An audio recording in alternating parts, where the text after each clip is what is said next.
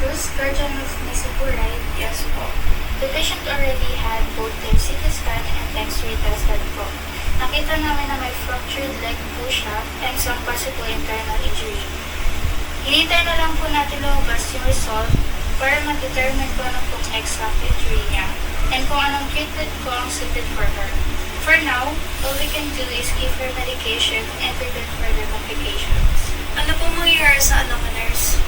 Nakadepende po sa severity ng injuries ng patient ang recovery niya.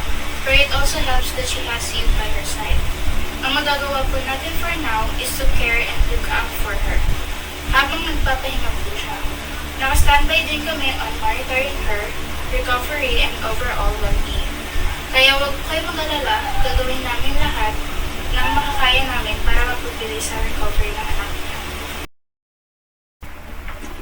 Good afternoon, nurse. Good afternoon po. So, where is the patient record in the file? So, here's the record po. As you can see, nandiyan na po yung result ng CT scan and X-ray of the patient in the bangga. So, what happened to her? Nabangga po siya and sinagot po siya around 50 minutes. Okay. Thank you po.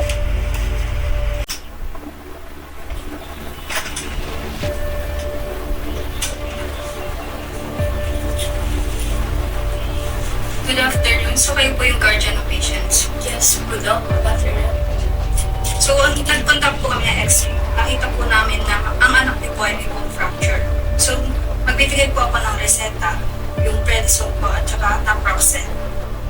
So, anong oras na po pwede i-take mga ano? So, yung prednisone po ay every 3 hours at ang naproxen naman po ay after meal. Okay po, thank you po, Doc. So, get well. Thank you.